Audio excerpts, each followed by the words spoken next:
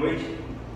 Então, sendo esse primeiro domingo, nós retomaremos essa exposição a partir de onde nós paramos, versículo 9.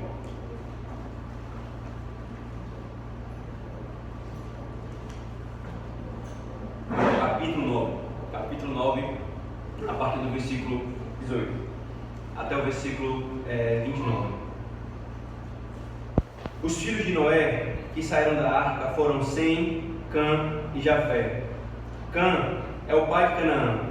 São eles os 3 filhos de Noé, e deles se povoou toda a terra. Sendo Noé lavrador, passou a plantar uma vinha.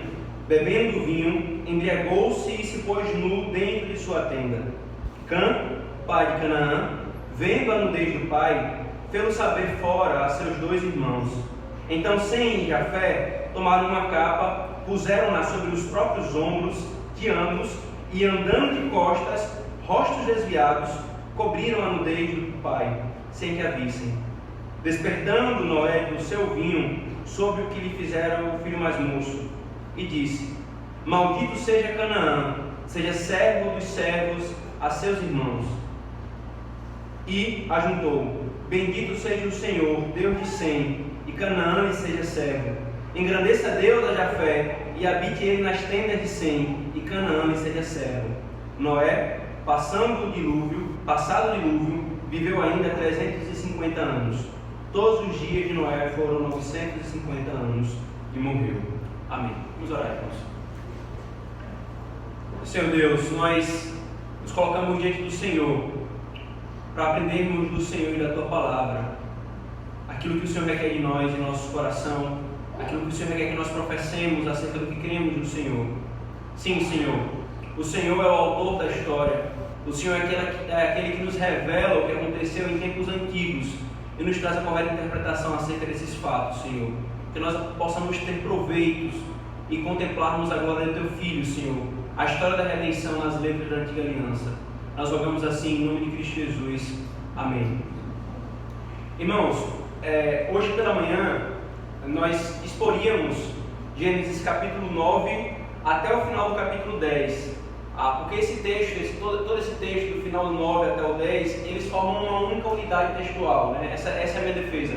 Para que nós compreendamos esse texto que nós acabamos de ler aqui, nós precisaríamos caminhar também pelo capítulo 10. Entretanto, e aí à noite nós exporíamos o capítulo 11 de Gênesis, a narrativa com relação a narrativa sobre Babel. Entretanto, o sermão de Gênesis 9 e 10 ficou muito extenso. Então, para melhor proveito, nós não temos prejuízo. Hoje pela manhã, então, nós exporemos no capítulo 9, versículo 18 a 29.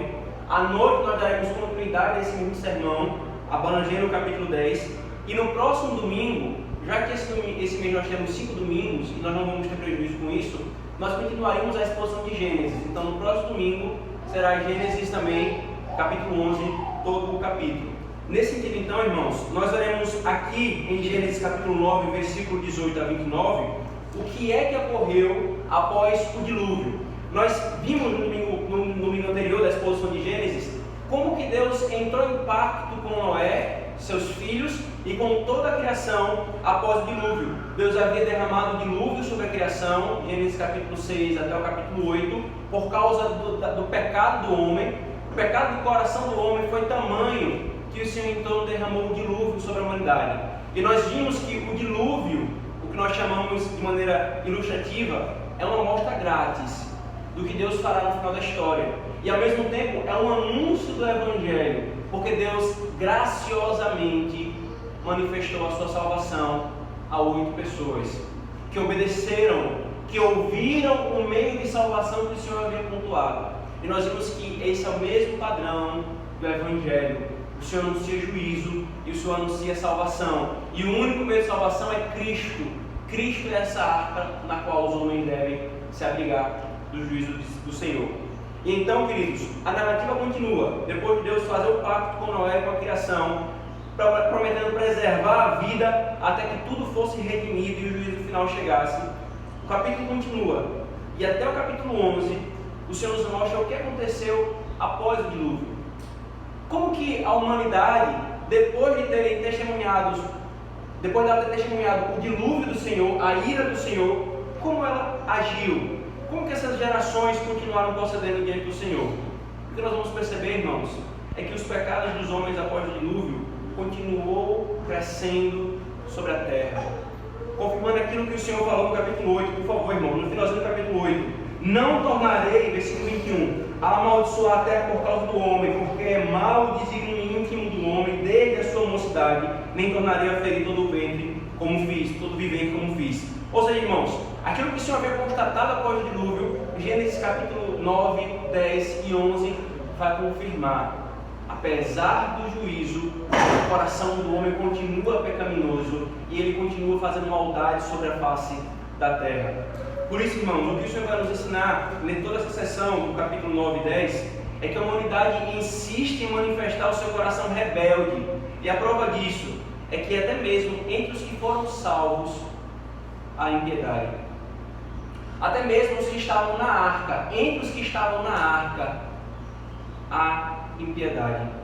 Isso, irmãos, reafirma o argumento anterior, que não é o juízo que purga o pecado, mas é a redenção.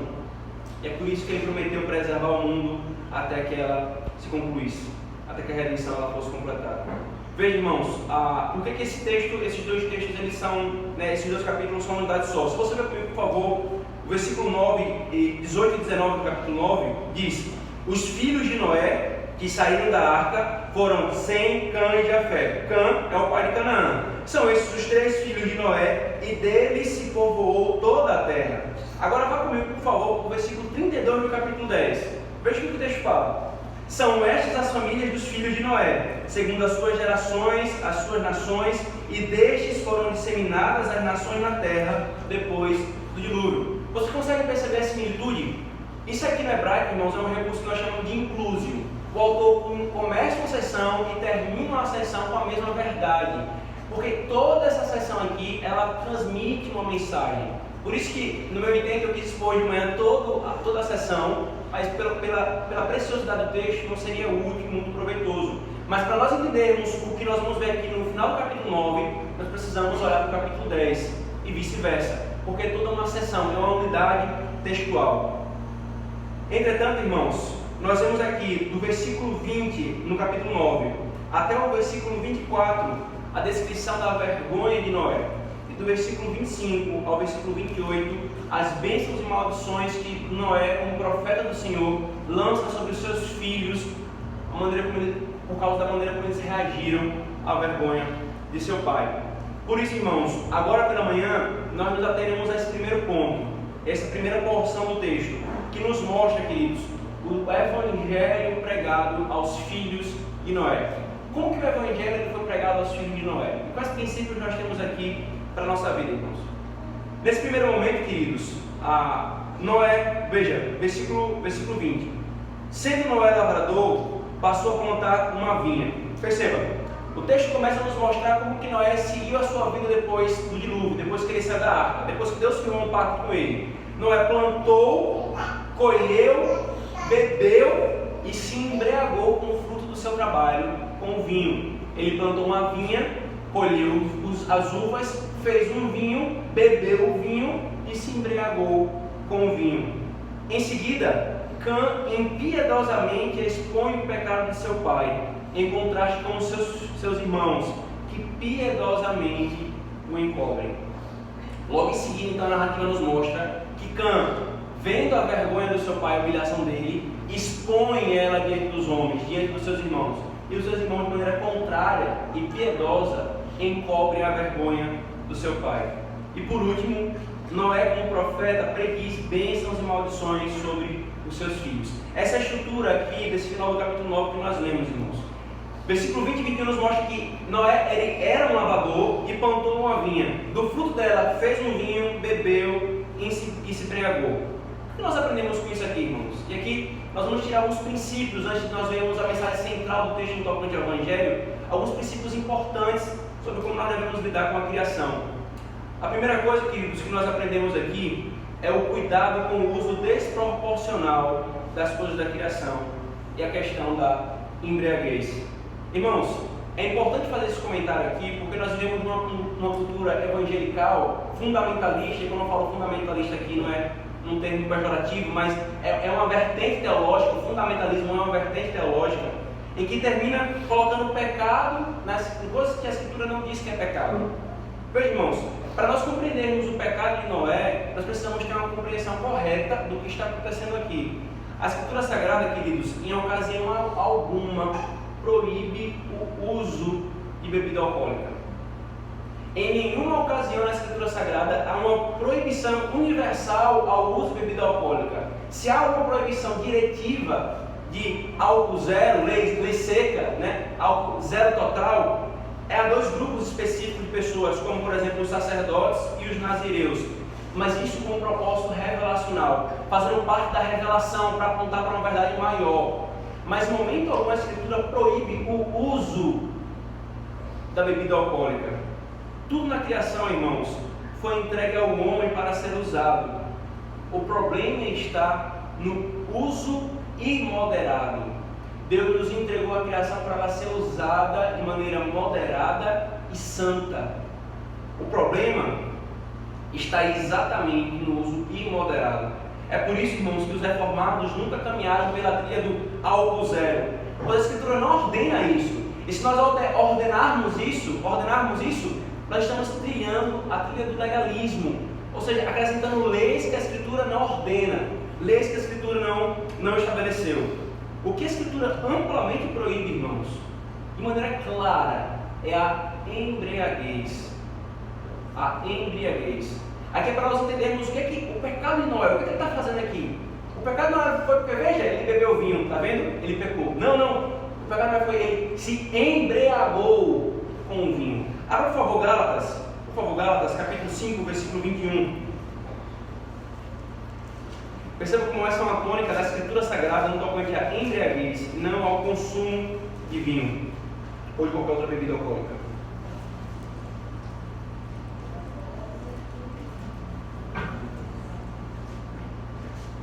Gálatas capítulo 5, versículo 21.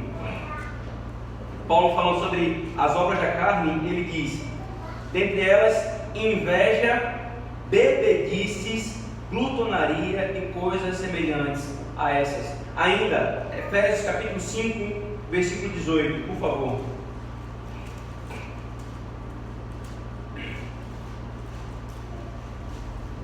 E não vos embriagueis com vinho, no qual há dissolução, mas enchei-vos do Espírito. Ainda, 1 Tessalonicenses capítulo 5, por favor. 1 Tessalonicenses capítulo 5, versículo 7. Ora, os que dormem de noite, e os que se embriagam, é de noite que se embriagam. E ainda nós poderíamos colocar 1 Timóteo capítulo 3, Tito capítulo 1, que diz que os oficiais, os presbíteros não devem ser dados ao vinho. Perceba, irmãos, em nenhum canto da Escritura há uma proibição para o uso de bebida alcoólica, mas há uma proibição para o abuso de uma coisa da criação, como todas as outras coisas, irmãos. Esse princípio hermenêutico, queridos, é visto em tudo na criação, pois a Escritura traz outros paralelos. Por exemplo, a Escritura proíbe a glutonaria, mas não proíbe comer.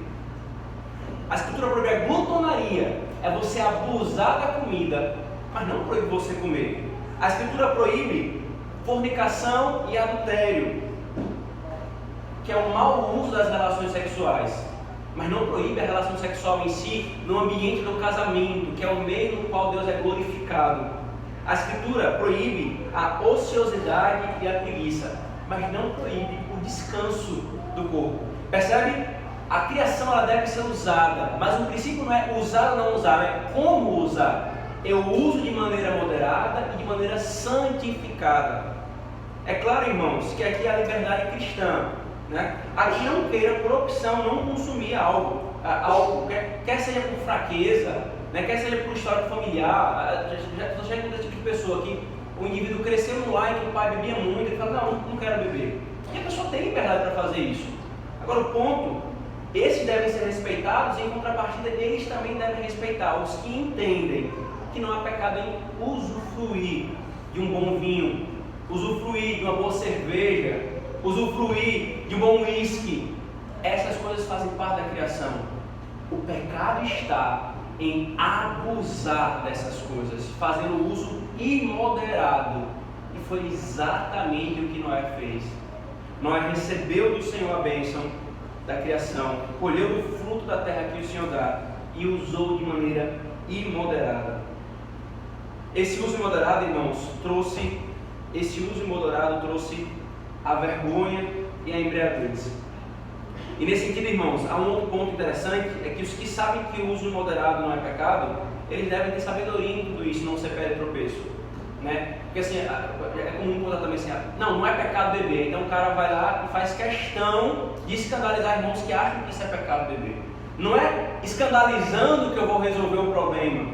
Ou então, é comum também encontrar jovens que vão beber, tiram uma foto, botam no Facebook com uma cerveja. Por quê? Tem que ter sabedoria, porque há pessoas que têm a consciência fraca. Eu devo ter cautela na maneira como eu exponho tais coisas. O pecado de Noé, irmãos, foi exatamente fazer uso imoderado, o que lhe trouxe embriaguez e vergonha. Quando os homens fazem mau uso da criação, pelas leis da mesma, pelas leis da criação, Deus traz juízo. Use mal a bebida alcoólica e você sofrerá embriaguez. Use mal a comida e você terá obesidade e diabetes. Use mal a relação sexual e você terá doenças sexuais. Use mal o descanso e você sofrerá de um desemprego pecaminoso. E por aí vai, irmãos. Então o primeiro princípio que nós aprendemos aqui é: Noé pecou usando a criação de maneira indevida. Nós, como povo redimidos por Cristo, devemos usufruir sim da criação, mas de maneira moderada e santa. Ainda, irmãos, voltemos para Gênesis, por favor, capítulo 9, e veja outra coisa interessante. Bebendo vinho, embriagou-se e se pôs nu dentro da tenda. Irmãos, algo foi dito acerca de Noé no capítulo 6. Veja, por favor, capítulo 6, versículo 9. Eis a história de Noé. Noé era homem justo e íntegro entre os seus contemporâneos. Noé andava com Deus. Nossa, veja o quadro que a Escritura está nos traçando aqui. Noé é apresentado como um homem justo e íntegro, que recebeu graça do Senhor e por isso foi justo e íntegro. Quando Noé estava no meio, irmãos, e agora no capítulo 9 nós vemos essa descrição de Noé, bêbado, no chão, prostrado nu na sua tenda. Quando Noé estava no meio de ébrios, Noé, ele era moderado. Mas agora sozinho, Noé se viu como um ébrio. Aliás, irmãos, a Bíblia não esconde o pecado do seu povo, para que fique claro que esse povo precisa de um Redentor. Em momento algum a Escritura quer traçar uma imagem de Abraão como o perfeito Abraão, de Isaac como o perfeito. A gente acabou de ler na leitura continuada da Escritura Sagrada que Isaac era mentiroso tal qual o seu pai. Mentiu dizendo que a sua esposa era sua irmã. A Escritura não encobre isso. A Escritura não é como esses livros de heróis gregos que eles querem mostrar só as qualidades, que eles eram perfeitos. Não. A Escritura foi revelada e posta para mostrar o seguinte: esse povo precisa de um Redentor. Eu me relaciono com ele não é pela perfeição dele, mas é pela imperfeição deles, para que eles recebam de mim a redenção. O tempo todo, irmãos, a Escritura quer mostrar exatamente que esse povo é pecador, mas que Deus habita no meio desse povo sem ele ser consumido. É por isso que o símbolo da igreja presbiteriana no mundo inteiro é a sarça ardente. A sarça ardente aponta para a igreja, Deus no meio da igreja, e essa igreja não é consumida. Essa igreja não é consumida. Isso então, irmãos, essa realidade com relação a Noé nos chama a atenção para duas coisas. Primeiro, os piedosos também estão sujeitos à queda. No capítulo 6, Noé é descrito como um homem justo e íntegro. No capítulo 9, Noé está prostrado dentro da tenda. Os piedosos, irmãos, também estão sujeitos à queda. Isso é para ficar claro que o ser justo e íntegro do capítulo 6 de Gênesis não envolvia perfeição em Noé. Não envolvia perfeição em Noé. Mas também nós aprendemos o seguinte, irmãos. 1 Coríntios capítulo 10, versículo 12. Aquele, pois, que pensa estar em pé, veja que não caia. Veja que não caia. Noé lembra alguém para você, irmãos? Veja, Noé acabou de receber graça do Senhor. Acabou de ser salvo da condenação junto com o mundo. E qual é uma das primeiras coisas que Noé faz? na sua história. Nós vimos que ele cultuou o Senhor, ele adorou o Senhor. Isso aqui é glória para o Senhor. Mas a história de Noé continua. E o que é que ele faz? Se embriaga, está nu, prostrado dentro da sua tenda. Noé lembra alguém para vocês, irmãos? Noé lembra, queridos, a mim e a você, que recebemos graça do Senhor, mas dia após dia nos entregamos a pecados. Noé, irmãos, é a nossa imagem, é a nossa caricatura, é a nossa representação ali estampada na Escritura Sagrada. Recebemos graça do Senhor, mas agimos como se nós não tivéssemos recebido. Irmãos, isso é para gerar temor em nosso coração, um temor que nos conduza a Cristo. Veja, Noé, descrito na Escritura Sagrada como um homem justo e íntegro. Ah, como seria fantástico nós recebermos tais atributos. Noé encontrou-se prostrado no bêbado dentro da sua tenda. Irmãos, a queda de homens piedosos deveria nos gerar temor. Não deveria nos gerar descrença no Evangelho ou ridicularização desses, mas temor. Se tais árvores grandes como Noé, Abraão, Moisés tombaram sob o poder da tentação, eu não devo brincar com o pecado. Se homens como esse que a Escritura descreve, que receberam do Senhor uma porção de santidade e santificação, tombaram sob o poder da tentação, eu não deveria brincar com o pecado. Aquele, pois, que pensa estar em pé, veja que não caia. Desconsiderar isso, irmãos, é colocar-se em uma situação vulnerável às tentações. É criar um orgulho, um coração orgulhoso, achando que isso nunca acontecerá comigo. Eu já contei para os irmãos uma história, e eu vou contar novamente, até porque esse ministro está aqui conosco hoje. Uma vez eu cheguei para o pastor Leomar, que era meu pastor, e falei assim: pastor, eu estou vendo uma situação na minha vida, eu nunca imaginei que eu fosse capaz de fazer isso. E eu esperava que ele falasse para mim assim, como eu lutar contra aquele pecado específico que eu estava falando. E ele foi e falou assim: Cristo, você é muito orgulhoso, você precisa mortificar o seu orgulho. Aí eu pensei, não sei nem se eu falei isso para o pastor Leomar uma vez, eu disse, ele não entendeu o que eu falei não, eu estou falando de outro pecado, ele está me falando que eu sou orgulhoso. E ele continuou falando sobre isso.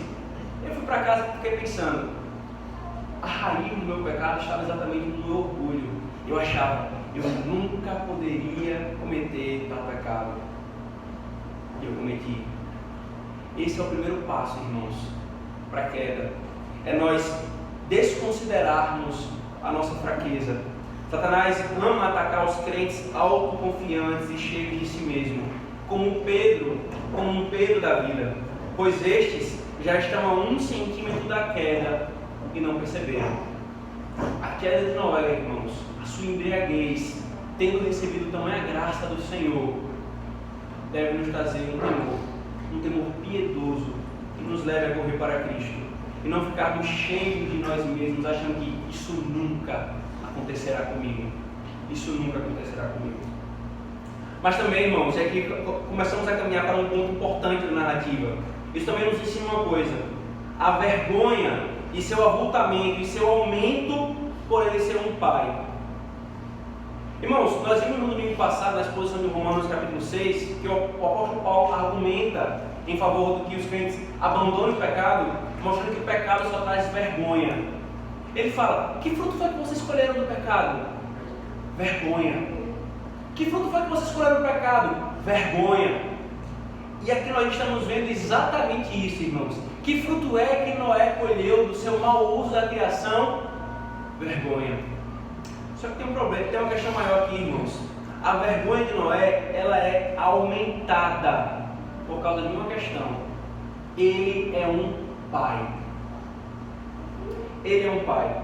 Nós crescemos, irmãos, em uma cultura do evangelicalismo que nos ensinou o seguinte modo: não existe pecadinho e pecadão. Você já ouviu isso? Não existe pecadinho e pecadão. Realmente, irmãos, não existe pecadinho e pecadão no sentido da natureza.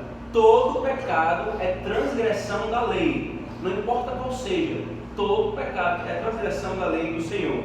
Mas assim, irmãos, uma relação de agravante.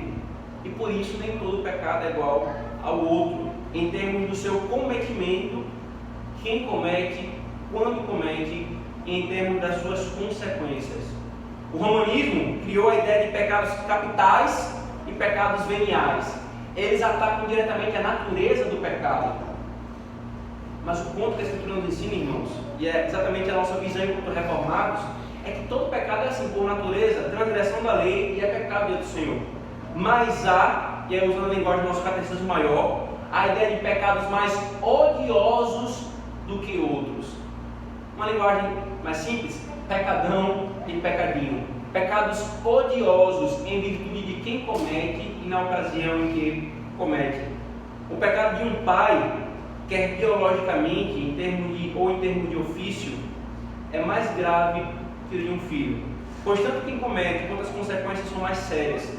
Noé passou pela vergonha da embriaguez, mas tal vergonha é aumentada porque ele é pai. Se um filho se embriagasse e estivesse nu na tenda, isso era vergonhoso. Não é menos vergonhoso, mas ele é um pai. Ele se embriagou e estava prostrado nu na tenda. Esse pecado é aumentado porque ele é um pai. Porque ele é um pai. Por isso, pais de nossa igreja, tanto os biológicos quanto os de posição, presbíteros, diáconos, chefes de empresas, oficiais civis, nós devemos caminhar com muito temor, oração, dependência do Senhor, e entendermos a responsabilidade que está posta sobre nós. Nós somos pais. Aqui, irmãos, a filosofia do tio Ben, tio do Peter Parker, Homem-Aranha, é certíssima. Com grandes poderes vem grandes responsabilidades. Aqueles a quem Deus colocou na posição de pais, irmãos, Deus nos chama à responsabilidade de uma vida exemplar, que não traga pedras de tropeço para os filhos, e nem sejam desculpas para que os filhos olhem, eu faço porque meu pai fez, eu faço porque meu pai faz. Para os pais, irmãos, não há desculpa, faço o que eu falo, mas não faço o que eu faço. Não, irmãos, o Senhor chama os pais sim a uma seriedade. Veja, Noé se embriagou, mas a sua vergonha é aumentada, porque ele era um pai. Isso é muito sério, irmãos, pois os pais levam em si um atributo da primeira pessoa da Trindade, Pai. Os pais levam em si um atributo da primeira pessoa da Trindade, Pai. E nesse sentido, irmãos, temos de proceder de forma que falemos a verdade sobre ele, como Calvino falou certa vez. Aqueles que apagam de si mesmos a imagem de seu Pai Celestial se tornam motivo de risos para os seus filhos. E o nosso catecismo, irmãos, o catecismo maior que já foi citado, na pergunta 129 e 130, fala sobre os deveres exigidos dos superiores, isto é, dos pais, para com os filhos. E quando a Escritura fala de pais, irmãos, e se os irmãos perceberam, é assim que eu estou usando o termo, não é simplesmente pais biológicos, mas todo aquele que está em posição de autoridade sobre outros. E dentro da resposta do catecismo ele fala, eles devem ter um procedimento sério, prudente, santo e exemplar para glorificarem a Deus, honrarem a si mesmos e assim preservarem a autoridade com que Deus lhes revestiu. Irmãos, a nossa responsabilidade de pais, aos pais, é muito séria. Se você ainda não é pai, nós iremos já sobre isso, mas se você ainda não é pai, olhe para esse fato, clame ao Senhor para que Ele sustente os seus pais e deseje, caminhe objetivando isso. Quando eu for pai, eu vou honrar a posição que o Senhor tem me dado, confiando em Cristo. Ainda, irmãos, vamos para o versículo 22 e 23. Se aqui nós temos a descrição do pecado de Noé, como nós vimos no primeiro momento, Noé ele planta a vinha, ele colhe, faz mau uso da criação, embriaga-se, e nós pensamos então sobre todas as implicações que isso traz. Agora vamos ver a reação dos seus filhos. 22, versículo 22 e 23. Cã, pai de Canaã, vendo a nudez do pai, fê-lo saber fora a seus dois irmãos. Então Sem e Jafé tomaram a capa, puseram-na sobre os próprios ombros, os ombros de ambos, e andando de costas, rostos desviados, cobriram a nudez do pai, sem que a vissem.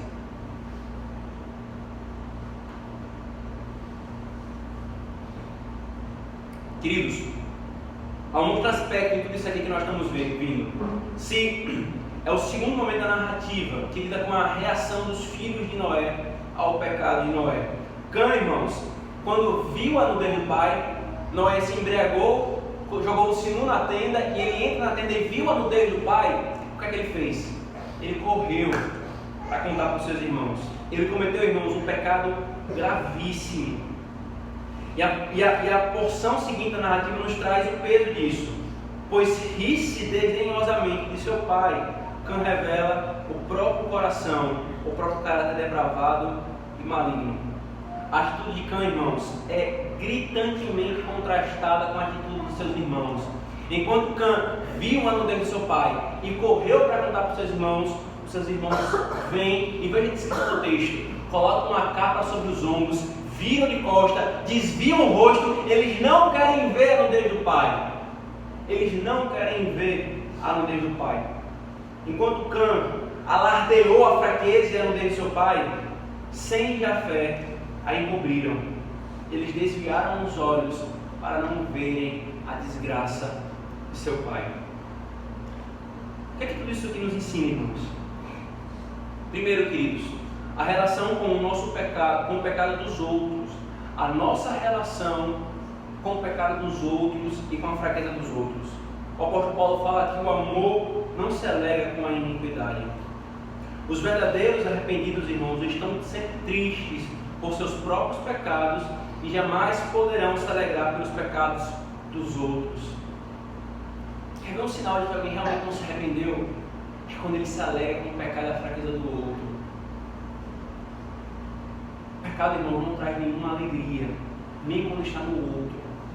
Cã, ele se alegrou com o pecado do pai e correu para contar para os seus irmãos: vejam, eis Noé o justo, que condenou o mundo pela sua justiça. O homem de fé está nu aqui, prostrado, embriagado. Isso mostra a impiedade que estava no coração de Cã. Perceba, um dos que estavam na arca. A alegria com o pecado dos outros, irmãos, ou a constante comparação: eu sou menos pecador do que ele, por isso eu me alegro em minha posição de justo, revela um coração que realmente não entendeu as dimensões do Evangelho e do pecado. A constante tentativa de, não, o pecado dele é pior que o meu.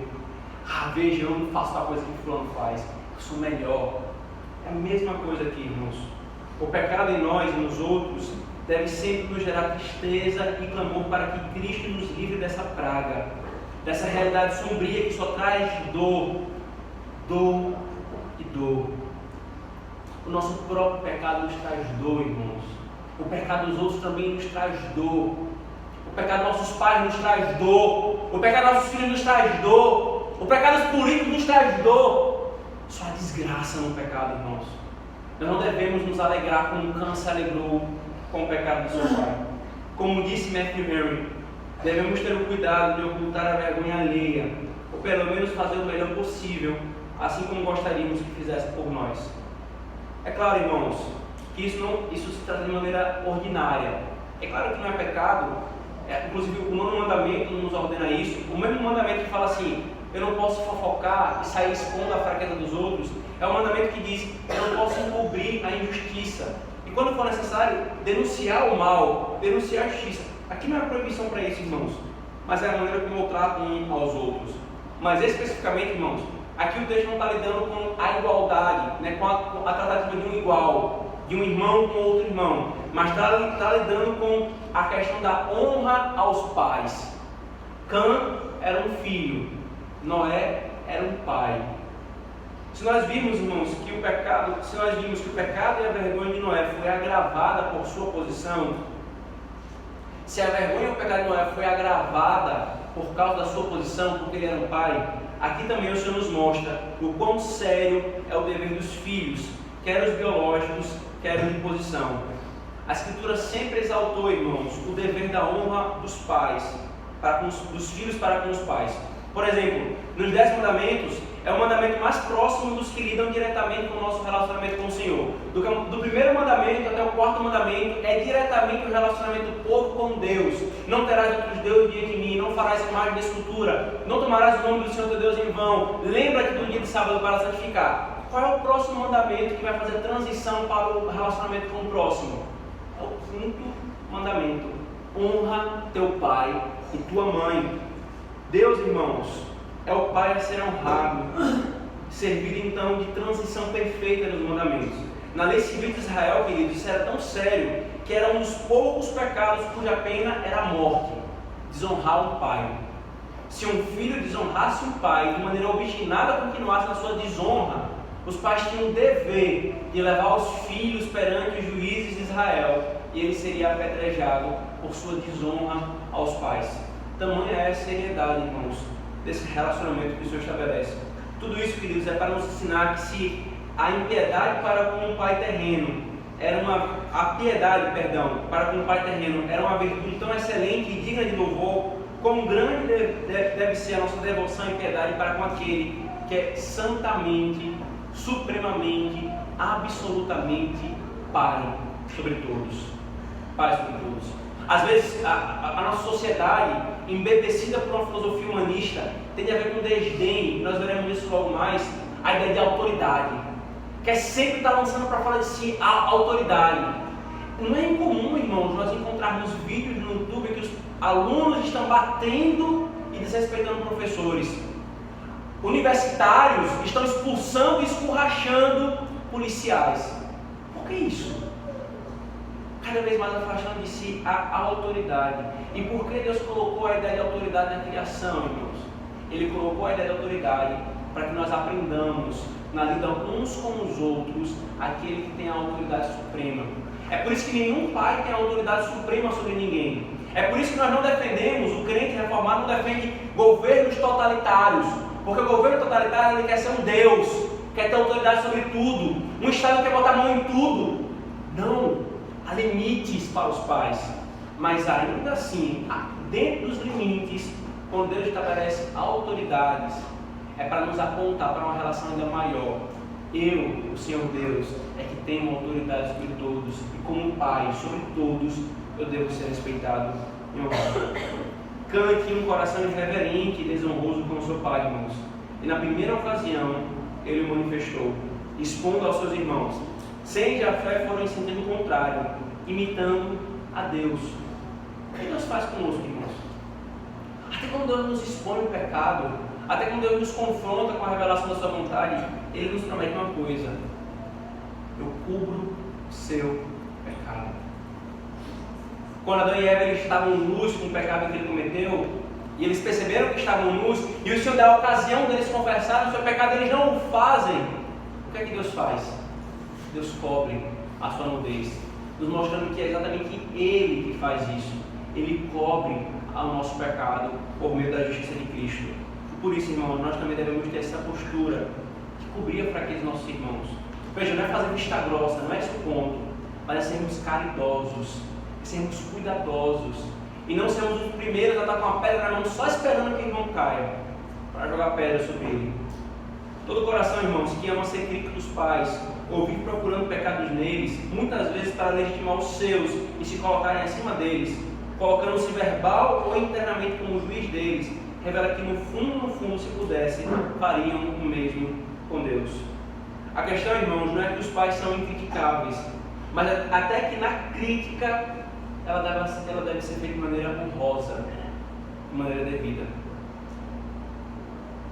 Ao tomarem uma capa e confirmarem e cobrirem, ao tomarem uma capa sem Jafé, eles confirmam que o pai deles estava nu. Se o pai deles não estivesse nu, se eles não vissem, não reconhecessem isso, eles não precisariam levar uma capa. Mas quando eles pegam a capa, eles estão dizendo: o nosso pai está nu. Isso é vergonha. Mas como que eles fazem? Eles estão com a capa na mão, confirmando que o pai está nu, mas eles estão em costas. Eles estão desviando o rosto para não ver a nudez do seu pai. Como Matthew Henry disse, há uma túnica de reverência que deve ser colocada sobre os defeitos dos pais e dos nossos superiores. E novamente o nosso catecismo, na pergunta 127 e 128, também vai falar acerca dos deveres dos inferiores para os superiores. E dentre eles está serem caridosos, orarem por e cobrirem as fraquezas dos seus pais. Particularmente, queridos, eu peguei muito nesse ponto quando mais novo, e consequências dolorosas vieram sobre a minha vida. E em dor eu tive de aprender essa doutrina, e ainda continuo lutando contra o pecado que era no meu coração. Por isso, queridos, nós alertamos aos mais jovens e aos que estão em posição de filho, quer biológicos, quer não trilhem pela trilha da dor, para que vocês não vão receber a disciplina do Senhor, mas ouçam a palavra, ouçam a palavra e honrem aos seus pais. Meu pecado, queridos, foi fruto do meu coração orgulhoso, que encontrou um solo fértil para florescer em nossa cultura. Até aqui eu alertei sobre o nosso coração orgulhoso, e eu preciso falar também sobre a nossa cultura, queridos. Essa cultura, irmãos, especialmente influenciada pelo marxismo cultural e o gramscismo, que procura sempre colocar pais contra filhos, estigmatiza essa relação de opressor nos pais e oprimido nos filhos, tem trabalhado incessantemente para destruir toda a ideia de reverência em relação às autoridades e aos pais. Ao ponto que muitos pais falam assim: não, meu filho tem que me ver como igual. Não, os nossos filhos não foram postos, dados a nós, para nos verem como iguais. Eles têm que olhar para nós e na nossa relação aprender que há alguém que tanto os filhos quanto os pais devem autoridade e devem submissão. Como falei, irmãos, filhos que batem e mandam nos pais como o rei da casa. E recentemente eu fui informado no grupo do jovem de uma notícia de uma mãe que se sentou no chão numa loja chorando porque o filho lhe bateu no rosto e cuspiu a cara. Ele cuspiu, ela simplesmente sentou e chorou no som da loja. Ou ainda alunos que escarnecem, desrespeitam e gritam com professores e autoridades em escolas. Vídeos de universitários que xingam e agridem verbalmente e fazem militância contra os policiais. É o esvaziamento da autoridade, irmãos. E isso é terrível. Nós devemos, irmãos, desde o início, a mais tenra idade dos nossos filhos, ensiná-los o doce respeito que devem às autoridades e aos mais velhos. Sim, queridos, é ensinar sim a chamarem de Senhor e de Senhora. Isso faz parte desse processo de reconhecerem autoridades, Senhor e Senhora, tratando com reverência. É ensinar a dar honra a quem merece honra, quer em casa, quer nas instituições, na igreja, na escola, no ambiente público. Deus estabeleceu essa estrutura na sociedade, irmãos. Ele é sábio, e Ele é sábio, e ela reflete a nossa relação com Ele. A sociedade rui quando desprezamos isso. Rui. Quanto não são aqueles que amam e são vocacionados para ensinar, mas temem entrar na sala de aula, porque os pais não ensinaram os filhos o respeito à autoridade. Eles são agredidos. Professores e professoras são até espancados. Por que isso, irmãos? É a natureza do coração do homem, mas ela foi avultada, ela foi encorajada, ela foi incentivada pelo que eles ouvem, pelo que lhes é ensinado na sociedade. Por isso, pais, especialmente homens, ensinem aos seus filhos a respeitarem as suas mães. E sejam vocês mesmos exemplos de respeito à sua esposa e às autoridades. Ensine-nos a respeitarem oficiais e a professores. Tudo isso, irmãos, não é autoritarismo e nem é um incentivo a relações frias e secas. Veja, Deus na oração do Senhor nos ensina que Ele é o que nosso? Pai nosso. Ele é o nosso Pai. Mas onde está esse Pai? Pai nosso que estás nos céus. Ele nos ensina a autoridade dele, ou melhor, a intimidade que nós temos com Ele. Ele é Pai nosso. Ele não é Pai de outro, Ele é Pai nosso. Ele se relaciona conosco, Ele tem intimidade pactual conosco. Mas para nós nos lembremos que Ele não é um igual a nós, Ele fala: eu estou nos céus. Vocês devem reverência a mim. Vocês devem respeito e honra a mim. E assim, queridos, que nós devemos ensinar os nossos filhos. É um erro ensinar um respeito ao Pai, beirando um autoritarismo, a frieza e a rudeza, despido da realidade de livre acesso, intimidade e afeto. Eu sou autoridade sobre o meu filho Thomas, mas ele é meu filho e ele tem todo o meu afeto e todo o acesso a mim sem medo. Mas também é um erro gravíssimo colocar tais coisas, afeto, intimidade e liberdade de acesso, em contraposição com a ideia de autoridade, de forma que, se eu ensinar meu filho a autoridade, ele não vai me ver como uma pessoa, como um pai afetuoso. Não. Deus é nosso Pai, irmãos, e lida conosco dessa forma. Ele mostra o seu amor para com o seu povo. Ele tem intimidade pactual com o seu povo tem livre acesso a Ele, mas o seu povo também é chamado a chamá-lo de Senhor. Quando a gente esquece isso, irmãos, acontecem as barbaridades, as quais eu já falei para os irmãos que outras vezes eu fiz. Quando eu era novo convertido, eu orava e falava assim: Deus, brother. Chamava Deus de brother. É assim convertido, tinha meses de conversão. E eu ia orar, Deus, chamava meus amigos de brother, chama Deus de brother. está por trás? Um coração que não entende a relação de autoridade. O Evangelho, irmão, nos mostra que o nosso relacionamento com Deus implica em respeito à autoridade, bem como intimidade e livre acesso. Honra teu pai e tua mãe. É o que Paulo nos mostra como consequência da vida dos que foram afetados pelo Evangelho. Aqueles que estão unidos a Cristo, o apóstolo Paulo fala, espera-se que eles honrem o seu pai e a sua mãe. Ele não fala, o Evangelho aboliu qualquer relação de autoridade. Não. Por isso, filhos que aqui estão, honrem os seus pais. Honrem as autoridades que Deus constituiu. Orem por eles. Orem pelas fraquezas deles. Orem para que Deus os sustente. Orem para que Deus os dê força para que eles então possam caminhar em santidade de maneira exemplar. Ensinando os nossos filhos, irmãos, no Evangelho, nós mudaremos a nossa sociedade e colheremos os bons frutos da obediência à palavra de Deus. Pelo Evangelho. Pela pregação do Evangelho. Mas então, queridos, vem a última parte da narrativa. E exatamente aqui, depois de vermos todo esse contexto que nos traz esses princípios que a palavra de Deus no decorrer nos mostra, nos revela, em que propriamente o Evangelho é pregado aqui, pregado por meio que Noé fala aos seus filhos. Veja, por favor, o versículo 24 e 27.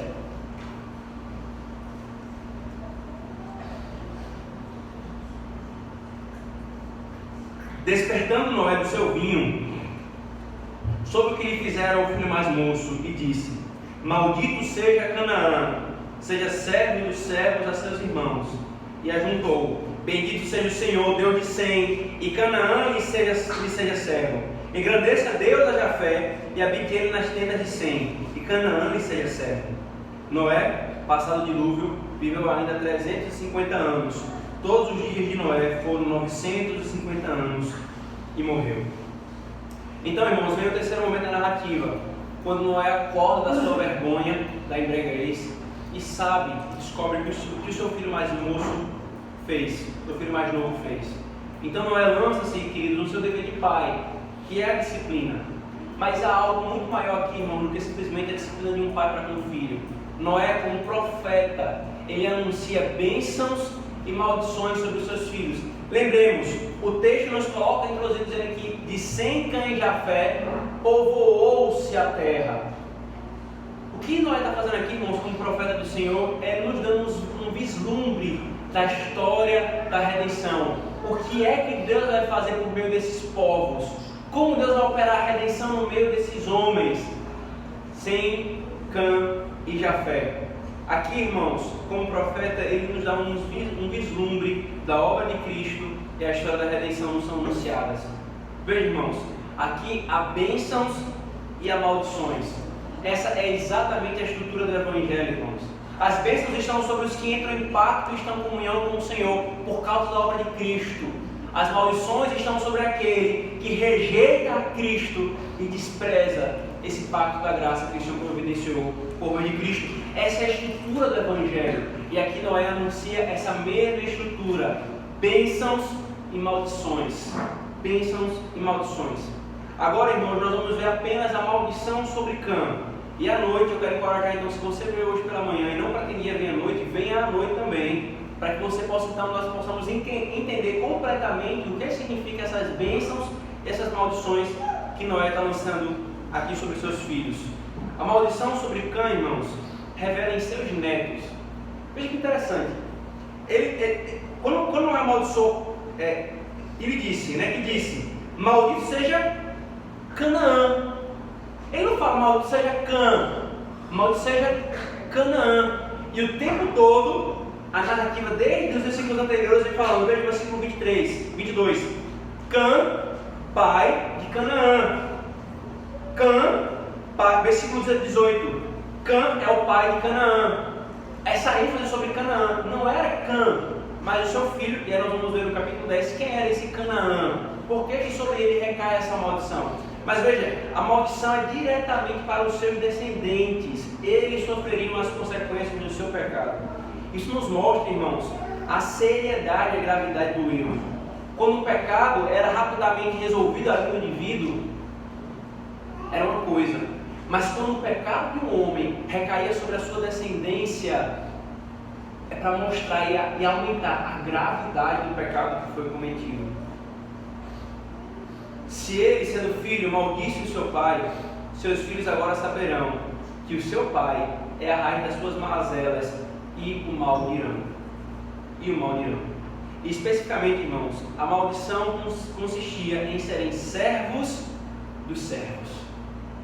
A condição mais humilhante, servos de servos, servos também dos seus irmãos. No capítulo 10, hoje à noite, irmãos, nós especificaremos o que seria essa servidão, essa escravidão dos cananeus, descendentes de Cã. E por que eu preciso, eu quero anunciar aos irmãos que isso vai ser deixado claro? Porque muito erro na história da igreja foi feita a parte desse texto. Muita gente tola quis legitimar uma condição inadmissível entre os homens da escravidão por meio desse texto, legitimando a escravidão de um grupo específico da humanidade, porque eles eram descendentes de Cã. Isso é um erro, irmãos, não é isso que o texto está querendo ensinar. O texto está apontando para o Evangelho, para uma realidade nesse contexto das bênçãos sobre Sem, sobre Jafé e sobre Canaã.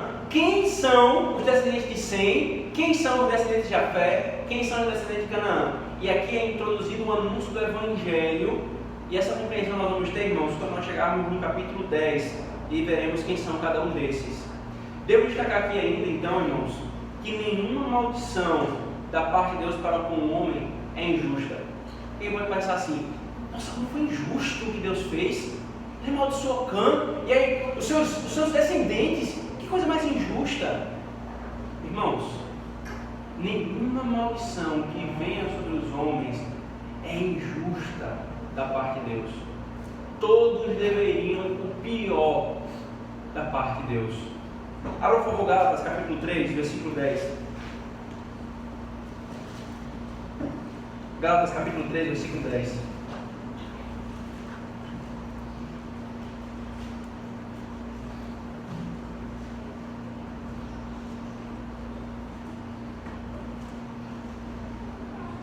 Todos quanto, pois, são das obras da lei e estão debaixo de maldição, porque está escrito: maldito todo aquele que não permanece em todas as coisas escritas no livro da lei para praticá-las. Você permanece no livro da lei para praticá-las? Você obedece totalmente o livro da palavra, a palavra do Senhor? Não. A Escritura está dizendo: todos os homens estão debaixo de maldição. Por isso que o que está acontecendo aqui não é uma novidade. Deus só está especificando como que essa maldição será operacionada na vida e nos descendentes de Cã. E nesse contexto, irmãos, mais exaltadas são as bênçãos e as graças do Senhor. Pois se a maldição nos é devido, graça e bondade e misericórdia são as bênçãos. Por isso, queridos, quando nós olhamos para Cã e as maldições que Deus lança por meio de Noé sobre Cã e seus descendentes, especialmente Canaã, nós somos lembrados de uma coisa: se todos os homens estão debaixo da maldição, Deus providenciou um meio de ter a bênção do Senhor. E se você não abraçou esse meio ainda, você continua debaixo da maldição da lei. Cã foi amaldiçoado especificamente para um contexto na história da redenção, mas os homens individualmente, se não possuem aquele que Deus estabeleceu como meio de terem a bênção, continuam sob maldição. E esse meio, querido, é Cristo. Se você não creu em Cristo, sabe quem você é? Você não é como Sem, bendito seja o Deus de Sem. Você não é como Jafé, habite Jafé nas tendas de Sem. Você é como Cã, maldito, amaldiçoado, porque todo homem que não tem Cristo está debaixo da maldição. Por isso, nessa manhã do dia do Senhor, você está sendo alertado: corra, fuja dessa maldição, procure a bênção do Senhor. E a bênção do Senhor não é essa coisa ridícula que muitas igrejas evangélicas falam de triunfalismo, prosperidade. Não, a bênção do Senhor é Cristo aos homens. Cristo é esse meio da bênção. Se você não tem Cristo, você é como Cã, continua debaixo de maldição. Mas se você tem Cristo, nós veremos, você caminha pelas tendas de Sem. Você habita as tendas de Sem. Queridos, Cã estava na arca, passou pela experiência do batismo, como o apóstolo Pedro usa. Lembra? O apóstolo Pedro na sua epístola fala: aqueles que estavam na arca passaram como que pelo batismo do dilúvio. Ele passou pelo batismo. Mas Cã era do maligno. E Gênesis, irmão, nos tem mostrado todo o tempo isso, e nos tem alertado o tempo todo. Nós podemos pertencer externamente à igreja e não ser igreja. Desde o capítulo 4, o Senhor prometeu ao mandar dividir em duas descendências, a descendência da mulher e a descendência da serpente. E aí Eva teve seu primeiro filho, Caim. O seu segundo filho, Abel, não necessariamente em ordem cronológica, mas seu filho Caim e seu filho Abel. Caim, João vai falar, era do maligno e perseguiu Abel porque Abel era do Senhor, pertencia ao Senhor. Saíram do mesmo ventre, mas pertenciam a duas descendências diferentes. E aqui, irmãos, Cã nos lembra exatamente isso. Cã estava na arca. Cã passou e experimentou externamente a bênção da salvação. Se nós pudéssemos fazer a transposição para a nova aliança, ele estava na igreja, que usufruía das coisas externas da salvação, mas não era igreja. Isso é um alerta, irmãos, para nós não nos apegarmos às coisas externas, mas a Cristo. Por que você é salvo? Se lhe fosse perguntado, por que você é salvo? A sua resposta já foi: sou salvo porque eu estou na igreja. Cuidado. Eu sou salvo porque eu fui batizado. Cuidado. Eu sou salvo porque os meus pais eram. Cuidado. Cristo é o mais precioso para você. Você busca a santidade por causa de Cristo, por causa da obra dele na sua vida. Quando você peca, você chora por causa de Cristo. Cã era visivelmente da igreja, mas o seu coração revelou a quem ele pertencia. Toda essa história, irmãos, até aqui, e até uma audição que nós veremos agora pela manhã e à noite nós continuaremos, nos lembra de uma verdade. Noé, homem justo e íntegro, embriagou-se e estava na sua tenda. Cã estava na arca. Jafé, sem Jafé, todos eles. Toda essa história, irmão, nos lembra de uma coisa: nós precisamos do Redentor. De Noé a Cã, sem a Jafé, nós precisamos do Redentor. E é isso que o Senhor quer nos mostrar aqui, irmãos. Noé, o homem da fé e da obediência, quando talvez nem eu e você agiríamos como Noé agiu. Nunca vimos chuva cair sobre a terra. Eu vou construir uma arca para sobreviver de um dilúvio. Noé é um homem que é tomado em Hebreus capítulo 11 como exemplo de fé, porque creu na promessa do Senhor. Esse, após a terra ter sido lavada, esse mesmo Noé estava prostrado e bêbado. Nós precisamos de um Redentor, irmãos. Não confie em si mesmo, não confie em uma aparente piedade e justiça, mas confie no Redentor que Deus providenciou aos homens.